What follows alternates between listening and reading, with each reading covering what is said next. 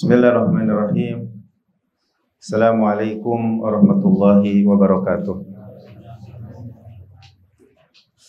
Innal hamdalillah nahmaduhu wa nasta'inuhu wa nastaghfiruh wa na'udzu billahi min shururi anfusina wa min sayyiati a'malina.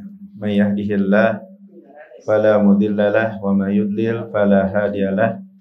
Asyhadu an la ilaha illallah wahdahu la syarikalah iqraran bihi wa tauhida wa asyhadu anna Muhammadan abduhu wa rasuluh. Amma ba'd.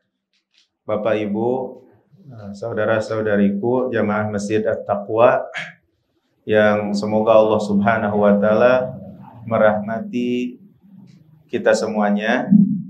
Insyaallah setiap pekan ketiga pembahasannya berkenaan dengan matan akidah, ya, berkenaan dengan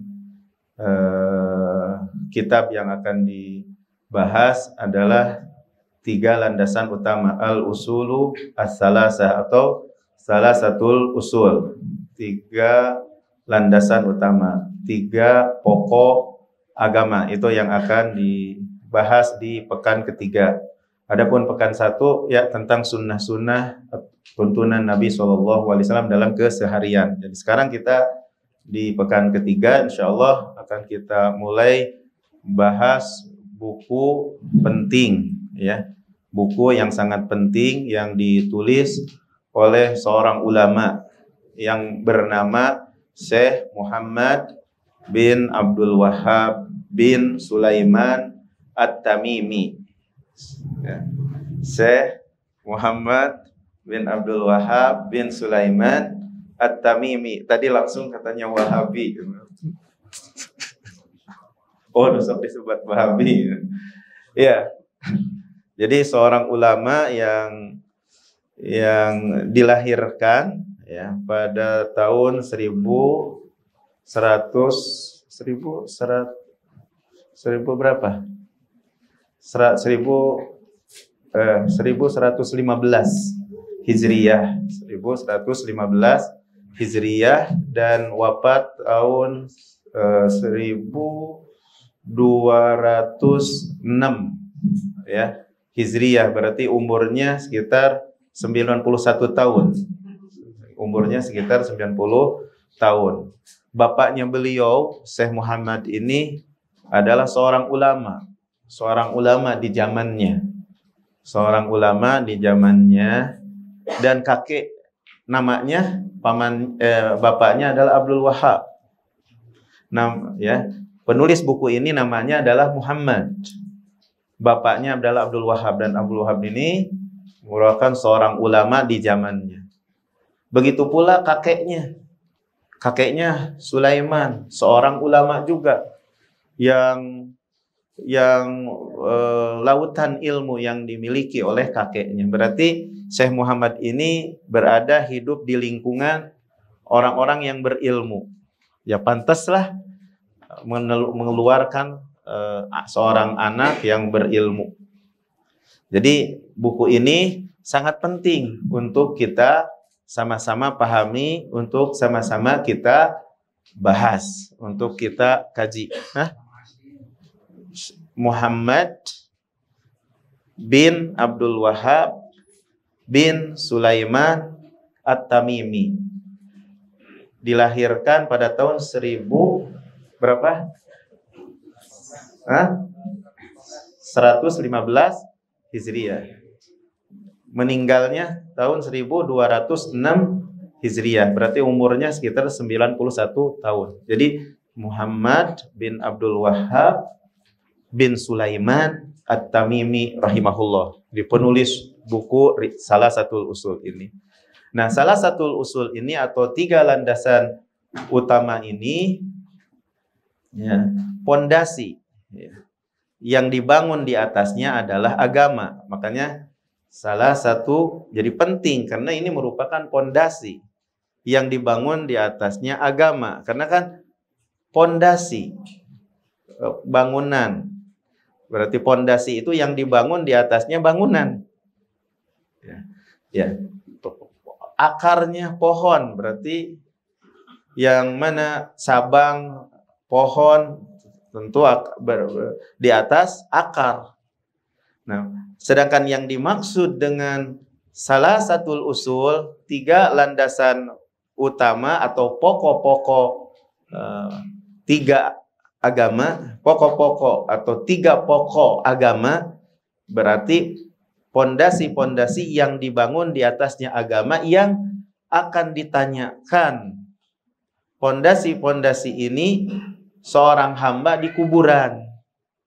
Ini makanya penting untuk kita bahas. Penting untuk kita kaji. Ya.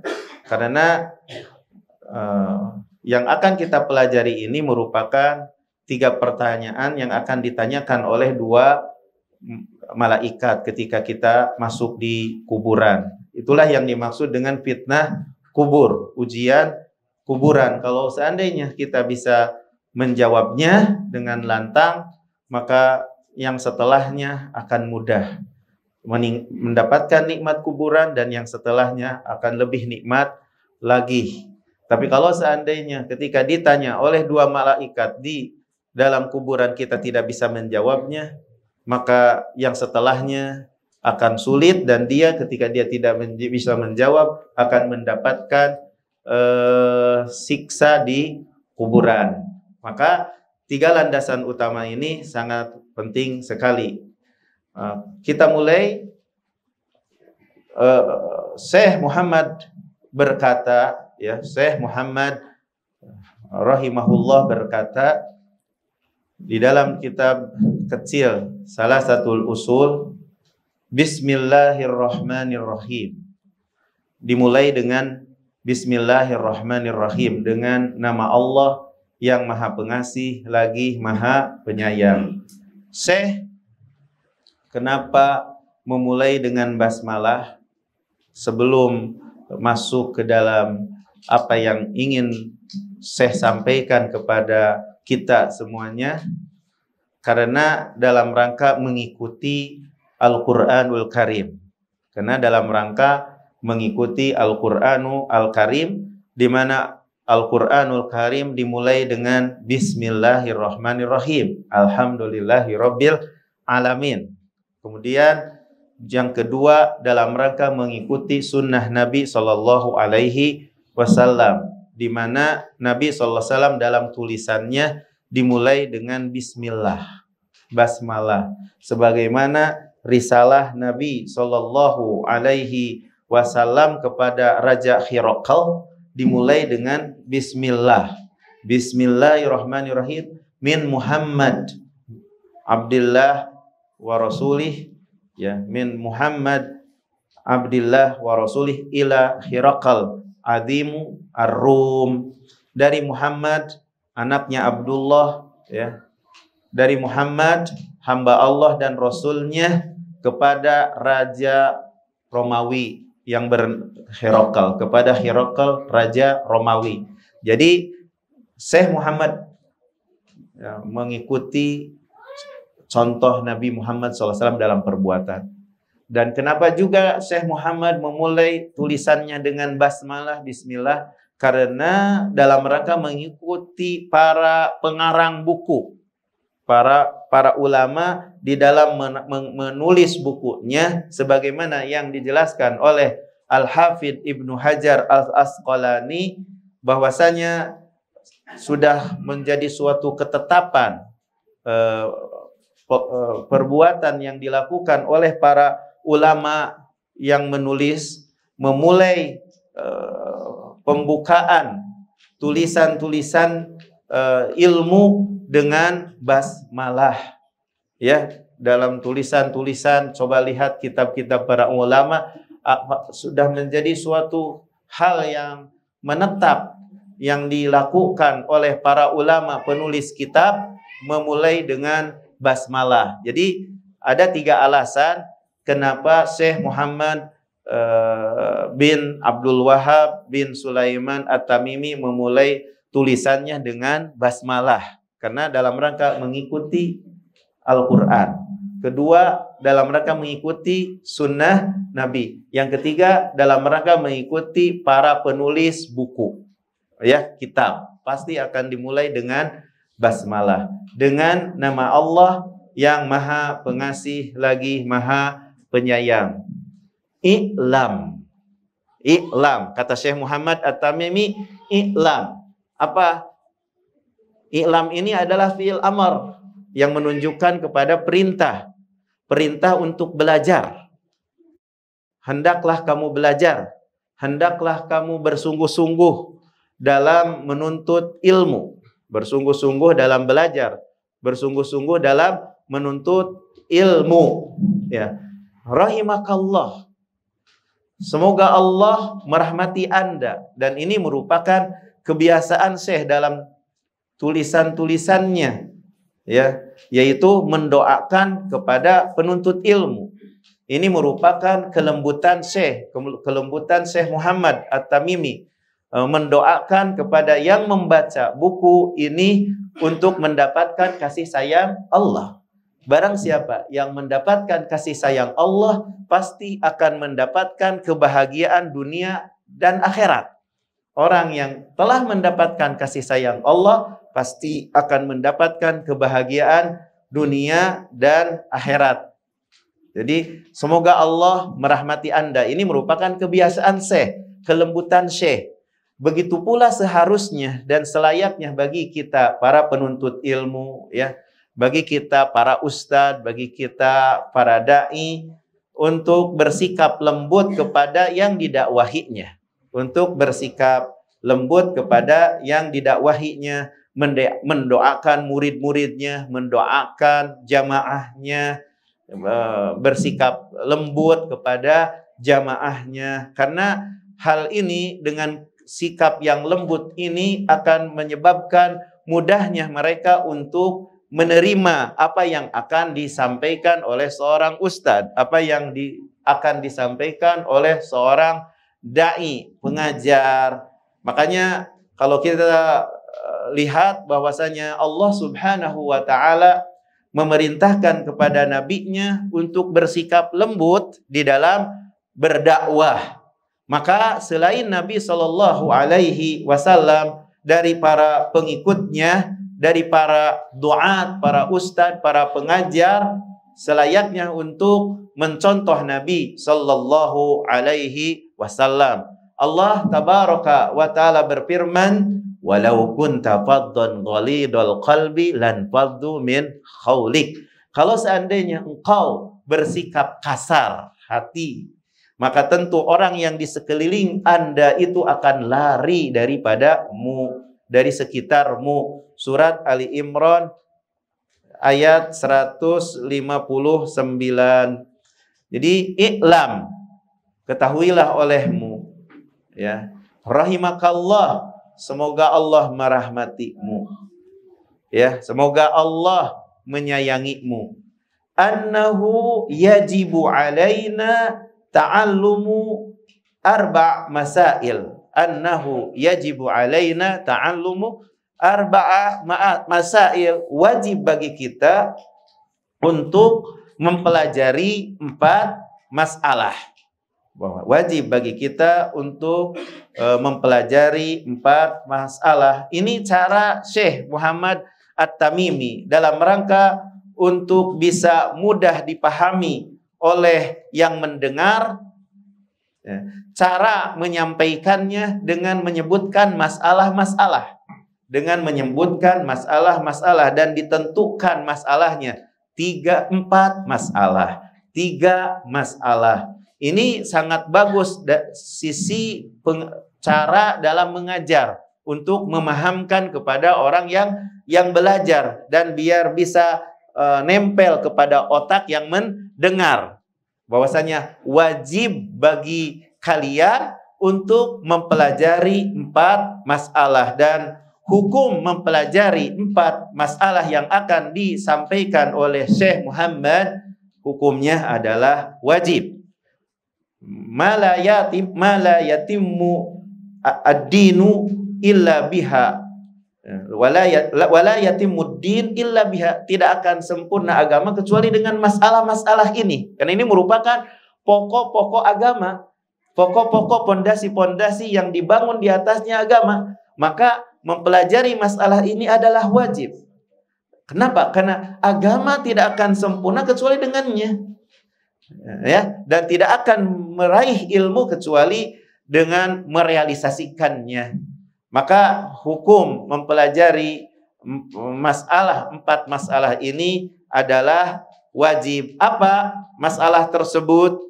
Masalah-masalah yang wajib untuk diketahui, masalah-masalah yang wajib untuk dipahami oleh kita sebagai muslim dan muslimah. Al-mas'alatul ula, masalah yang pertama adalah al-ilmu. Masalah yang pertama adalah ilmu. Ilmu wa huwa ma'rifatullah, yaitu mengenal Allah. Wa ma'rifatu nabiyhi, dan mengenal nabinya sallallahu alaihi wasallam. Wa ma'rifatu dinil islami bil adillah, dan mengenal agama Islam berdasarkan dalil. Jadi ini masalah yang pertama. Jadi masalah ilmu. Masalah ilmu. Apa yang dimaksud dengan ilmu? Ilmu definisinya adalah mengenal kebenaran dan petunjuk dengan dalil. Mengenal kebenaran, mengenal petunjuk dengan dalil, bukan ikut-ikutan. Itulah yang dimaksud dengan ilmu. Ilmu itu adalah 100% kebenarannya, pasti. Itulah yang dimaksud dengan ilmu, yaitu kepastian itu ya dengan dalil. Jadi mengenal kebenaran, mengenal petunjuk berdasarkan dalil. Sebagaimana Al-Imam Ibnu Qayyim rahimahullah mengatakan, al-ilmu ma'rifatul huda bidalilihi. Ilmu adalah mengenal petunjuk dengan dalilnya. Madzaka wa taqlidu yastawiyan. Tentunya tidak sama dengan taklid, ya, tidak sama dengan taklid. Kemudian apabila dikatakan ilmu secara umum, maka yang dimaksud ilmu di sini adalah ilmu syar'i, itu ilmu agama. Ketika dikatakan secara mutlak, yang dimaksud dengan ilmu secara mutlak adalah ilmu agama. Dan perlu Bapak Ibu ketahui bahwasanya yang pertama yang wajib bagi kita untuk dipelajari adalah hukum-hukum agama. Ini yang wajib pertama kali dipelajari oleh seseorang adalah mempelajari hukum-hukum agamanya. Maka wajib atau mesti bagi setiap muslim dan muslimah untuk belajar bagaimana beribadah kepada Rabb-Nya di atas keyakinan, bukan di atas taklid ikut-ikutan, tapi di atas keyakinan, di atas ilmu. Maka tidak sah keislaman dan ibadah seseorang sehingga belajar ketika mentauhidkan Allah Subhanahu wa taala, agar kita bisa beribadah kepada Allah tanpa menyekutukan Allah. Baru setelah itu mempelajari syariat Islam dan kewajiban-kewajiban Islam lainnya. Itu yang perlu kita pahami, bahwasanya yang wajib pertama kali adalah untuk mempelajari hukum-hukum agama. Itu yang pertama kali. Dan tentunya bagaimana kita ibadah secara benar, tidak menyekutukan kepada Allah Jalla wa'ala di dalam beribadah. Ini yang wajib untuk dipelajari pertama kali oleh seorang muslim dan muslimah. Makanya para ulama memberikan penjelasan bahwasanya yang pertama kali yang wajib dipelajari oleh mukallaf adalah untuk mempelajari tauhidullah, untuk mempelajari mentauhidkan Allah Ta'ala. Hal yang demikian itu dengan mengenal makna arti la ilaha illallah wa anna Muhammadan Rasulullah. Tidak ada yang berhak dibadahi yang benar kecuali Allah, dan bahwasanya Muhammad utusan Allah Jalla wa Ala. Ini berarti itu. Jadi yang pertama kali yang wajib dipelajari oleh semua mukallaf adalah mempelajari tauhid, yaitu arti daripada makna yang kita saksikan, yang kita ucapkan.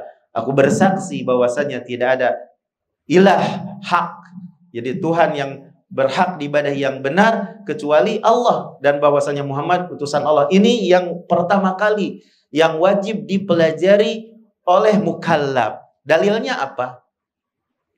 Ketika Nabi SAW mengutus Mu'ad bin Jabal ke Yaman, maka yang pertama kali yang diperintahkan kepada Mu'ad bin Jabal apa? Falyakun awwala ma tad'uuhum ilaih syahadat an la ilaha illallah. Dalam riwayat yang lain, falyakun awwalu ma tad'uuhum ilaih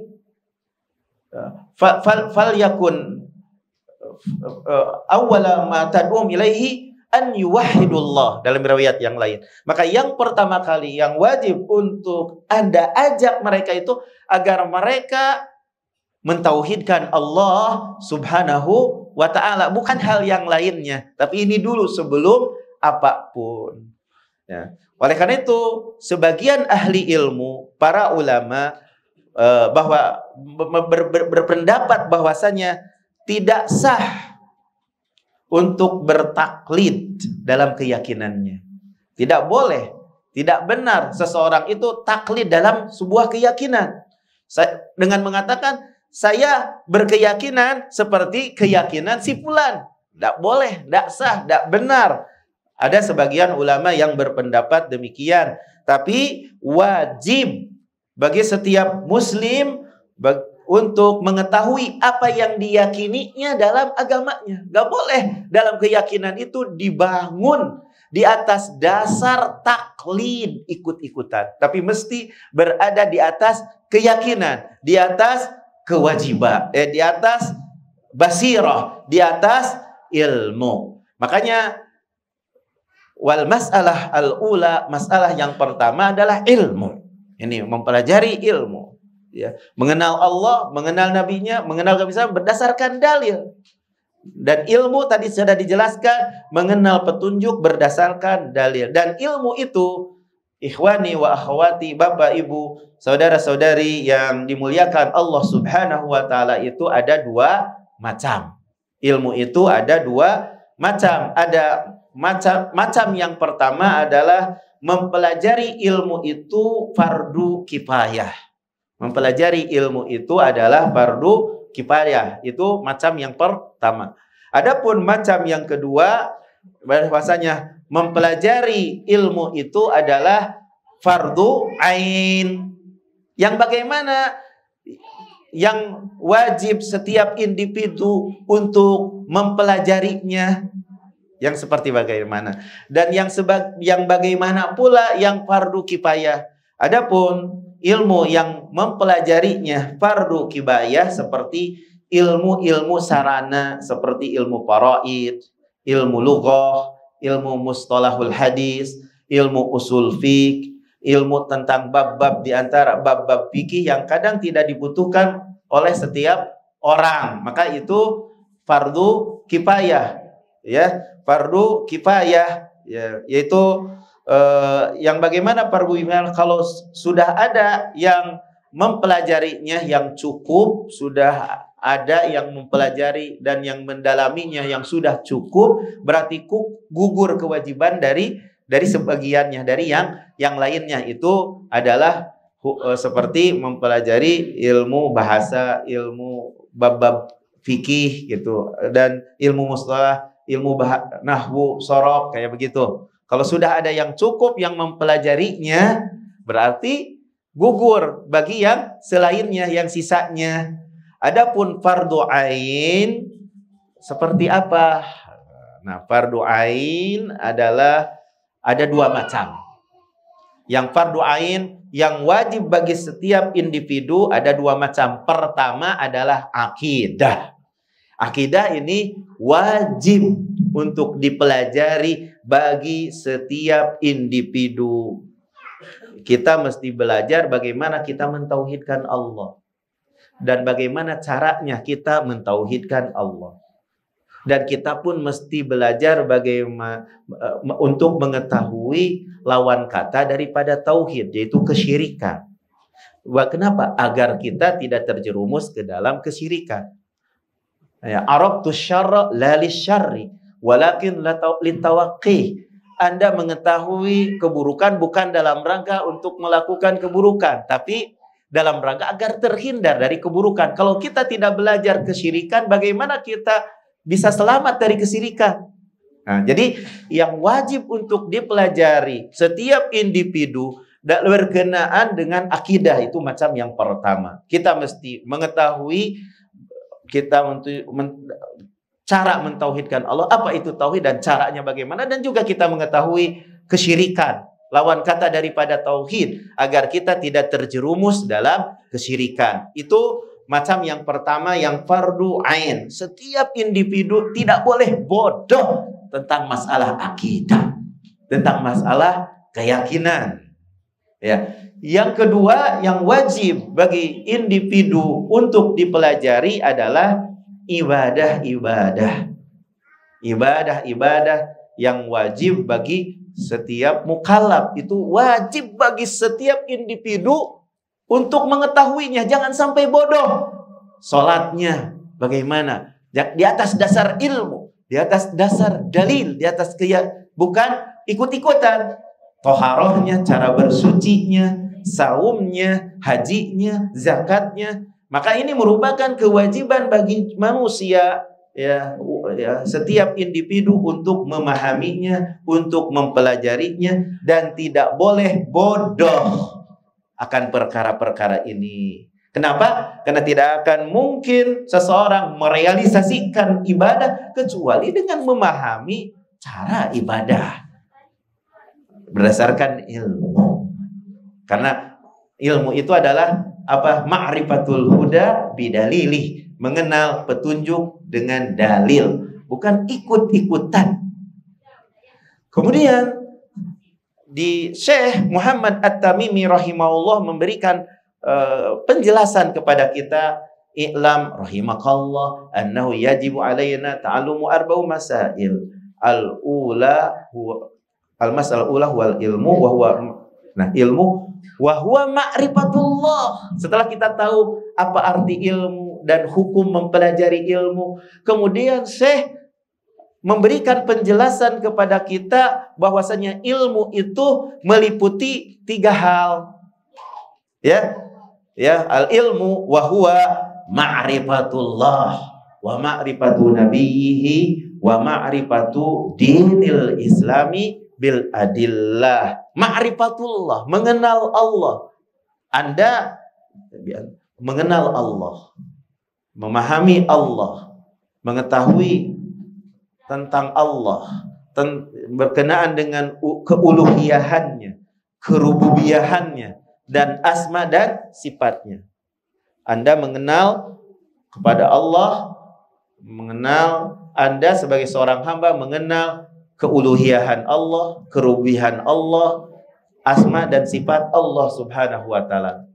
Yang kedua, mengenal Nabi. Kenapa? Karena Nabi SAW adalah pelantara antara kita dan antara Allah. Karena Nabi merupakan pelantara antara kita dan antara Allah. Dalam apanya? Dalam menyampaikan agama ini, dalam menyampaikan risalah ini. Maka kita mesti dan wajib untuk mengenal Nabi Muhammad SAW.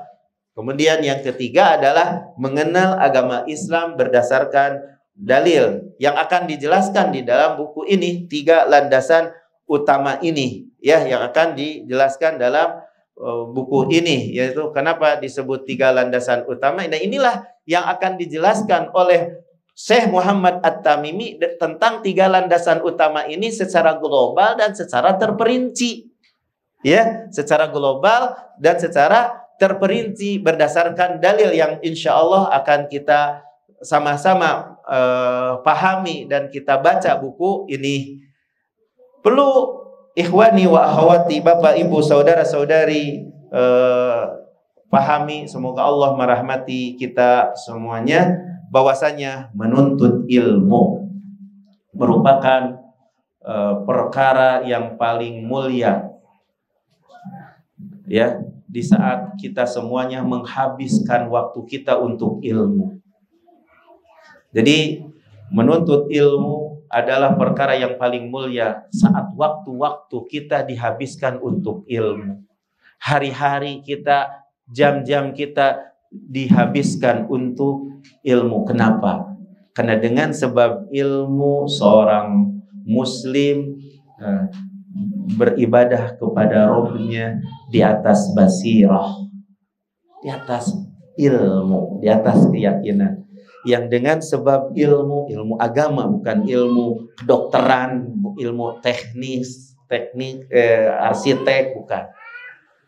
Ketika berbicara ilmu, yang dimaksud ilmu agama, yang dengan sebab ilmu agama seorang muslim bisa beribadah kepada Rabb-nya di atas keyakinan. Dengan sebab ilmu, seorang muslim bisa menangkal berbagai macam subhat-subhat yang datang kepadanya. Dengan sebab ilmu, manusia itu selamat dari kesesatan kepada petunjuk, dari kesesatan kepada petunjuk, yaitu beribadah hanya untuk Allah saja. Ya. Di samping itu adalah jalan yang paling cepat untuk masuk surga itu ilmu. Tentu banyak manusia ingin mencari kebahagiaan, penting kedudukan, gitu kan. Semuanya manusia pasti. Tapi sedikit sekali langkah ini yang ditempuh oleh manusia. Karena kebanyakan disangka bahwasanya kebahagiaan itu dengan mengumpulkan banyak uang, jabatan, status sosial, begitu. Tapi jarang sekali yang menempuh jalan ini. Padahal jalan ini itu menuntut ilmu. Ini adalah jalan yang tercepat untuk sampai ke surga dan menggapai keridhaan Allah Subhanahu wa ta'ala. Ya. Ya. Man salaka tariqan yaltamisu fihi ilman sahhalallahu bihi tariqan ilal jannah. Barang siapa yang menempuh satu jalan, yang ditempuh di jalan itu adalah ilmu, yaitu memahami akidah.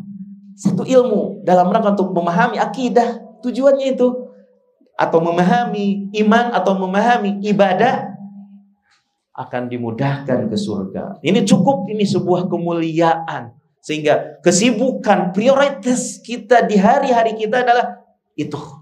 Ilmu. Tapi kebanyakan orang pada zaman sekarang ini uang, gitu kan.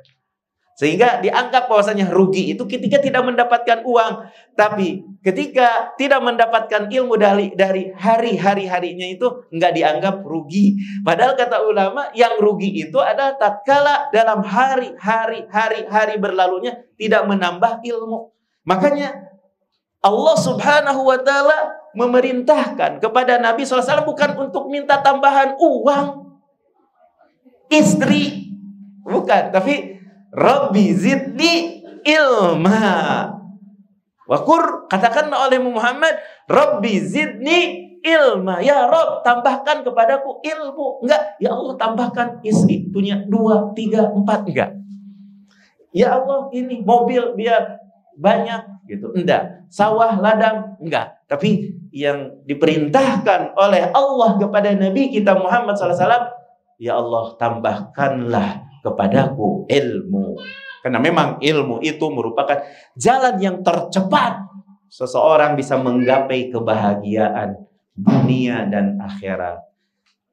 Al-Imam Az-Zuhri rahimahullah mengatakan, ma'ubidallah bimislil ilm. Tidaklah diibadahi Allah seperti dengan ilmu. Seperti dengan ilmu. Kata Sufyan As-Tsauri, la a'lamu minal ibadati syai'an afdal min an tu'alliman nas al-ilm. Aku tidak mengetahui sedikit pun ibadah yang paling utama daripada Anda mengajarkan kepada manusia ilmu.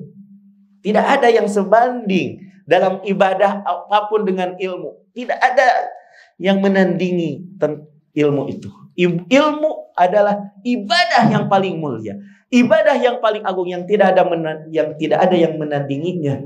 Ibadah apapun tidak ada yang sepertinya. Ibadah seperti ibadah kita dalam mempelajari ilmu, dalam mereka menuntut ilmu. Maka ya, tidak ada yang menandingi sedikit pun bagi yang niatnya ikhlas karena Allah Jalla wa'ala.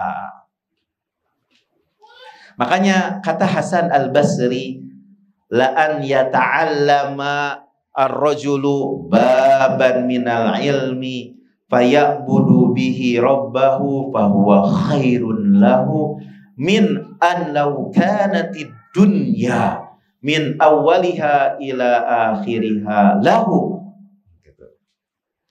Betul-betul seseorang yang belajar satu bab dari ilmu, dia beribadah kepada Rabb-nya dengan ilmu itu, lebih baik baginya daripada kalau seandainya dia memiliki dunia dari awalnya sampai akhirnya.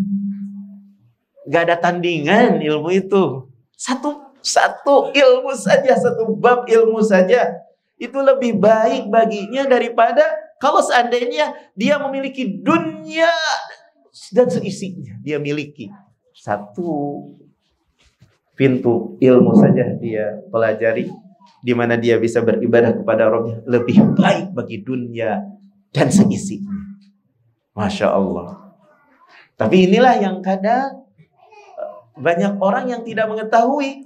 Makanya coba kita lihat, alhamdulillah di Masjid At-Taqwa penuh seperti ini, menuntut kesadaran untuk mempelajari ilmu itu bagus, dileles, Masya Allah. Semoga terus ditambah kesemangatannya dan terus dijaga keistiqomahannya. Ya, kembali lagi, mari kita bersemangat untuk menuntut ilmu. Ayo kita sama-sama bersemangat untuk menuntut ilmu. Ya, terutama pada waktu-waktu kosong kita, terutama saat waktu otak kita lagi jernih, bukan sisa-sisa tenaga. Ya. Gitu. Jadi prioritas kita itu ilmu. Ada sesuatu yang menambah. Sebagaimana kita ingin dapat ini sesuatu tambahan dari harta, tapi ini sekarang harus dipikiran, sekarang itu waktu kosong kita harus ada sesuatu yang kita dapatkan dari ilmu. Di waktu kosongnya kesibukan kita, bukan ya kita usahakan. Biasanya pada subuh gitu kan, atau sebelum subuh itu waktu yang sangat tepat untuk berusaha untuk menggali ilmu, membaca, bertanya, kan gitu ya, menghafal. Ingat, kebodohan itu bahaya. Merupakan sifat yang paling buruk itu kebodohan. Berapa banyak manusia itu menjadi jelek dengan kebodohannya. Bahkan dia udah tua tapi dianggap kecil karena kebodohannya. Tapi orang yang usianya masih muda, tapi dengan sebab ilmunya dianggap pemimpin oleh sekolah, oleh yang lainnya, karena kemuliaan ilmu. Makanya orang yang berilmu itu akan diangkat di dunia maupun di akhirat. Allah berfirman, yarfa'illahu alladhina amanu minkum walladhina utul ilma darajat. Allah akan mengangkat orang-orang yang beriman dan yang diberi ilmu derajat. Subhanallah. Qul hal yastawi alladziina ya'lamuna wal ladziina la Qul hal yastawi alladziina ya'lamuna wal ladziina la ya'lamun. Terbalik? Hah? Benar? Apakah sama yang tahu dengan yang tidak tahu? Tentunya tidak sama. Gitu. Ya, seperti itu. Bahkan Nabi sallallahu alaihi wasallam memberikan gambaran bahwasanya ahli ibadah dengan ahli ilmu perbedaannya seperti perbedaan saya dan orang yang paling di bawah di antara kalian. Ya. Kapadli ala adnakun, seperti keutamaanku dengan yang paling bawah di antara kalian. Ya, seperti itu. Karena bisa jadi kalau ahli ibadah tanpa dasar ilmu tersesat karena tidak berdasarkan ilmu. Tidak berdasarkan ilmu. Makanya sungguh sangat aneh orang yang berilmu, yang berada di atas keyakinan itu lebih kuat dan lebih utama dibandingkan orang yang tidak mengetahui ilmu. Karena itu tadi, karena ilmu itulah yang menguatkan pahala, membuat dia tinggi keutamaannya. Seperti itu. Makanya penting. Jadi kita kenapa harus selalu belajar dan selalu belajar dan selalu belajar itu tadi. Biar tentunya tidak sama orang yang tahu dengan orang yang tidak tahu. Dari sisi pahalanya pun berbeda dengan orang yang tahu dengan yang tidak tahu. Orang yang tahu itu pergi ke masjid juga bisa banyak pahala yang berlipat-lipat pahala dengan niatnya. Tapi kalau yang tidak tahu mungkin berbeda lagi keadaan pahalanya. Itulah pentingnya kita berilmu. Dan sungguh ulama salaf terdahulu yang saleh, Bapak Ibu, saudara-saudari yang dimuliakan Allah, mereka bergembira dengan duduk-duduknya di majelis ulama. Kalau sebagian di antara kita senangnya itu duduk dengan orang-orang dengan pejabat. Kalau salah bukan itu. Kegembiraannya saat mereka duduk dengan majelis para ulama. Dan mereka sangat bersemangat untuk duduk di majelis para ulama. Enggak. Gitu, seperti itu. Ya, subhanallah. Bahkan kata Hasan Al-Basri, ad-dunya kulluha zulmah. Dunia semuanya gelap. Dunia semuanya gelap. Illa majalisal ulama. Kecuali majlis-majlis para ulama. Itu mungkin yang bisa saya sampaikan. Jadi tema kita, makanya kewajiban mempelajari ilmu syar'i yang dimaksud. Tidak dilakukan bahwasanya yang dimaksud bukan berarti hanya sekedar punya banyak maklumat tapi kosong dari amal. Bukan itu yang kita inginkan. Yang dimaksud adalah orang yang berilmu disertai amalan. Semoga Allah Subhanahu wa taala menolong kita untuk memiliki ilmu dan diberikan taufik oleh Allah Subhanahu wa taala untuk mengamalkan. Jadi masalah yang pertama, masalah ilmu. Insya Allah lanjutannya di pekan ketiga Rabu yang akan datang. Masalah yang kedua dan seterusnya. Demikian, mudah-mudahan apa yang saya sampaikan, yang kita baca tentang 3 landasan utama ini bermanfaat bagi diri saya sendiri dan juga bagi Bapak Ibu semuanya. Wa akhiru da'wana alhamdulillahirabbil alamin.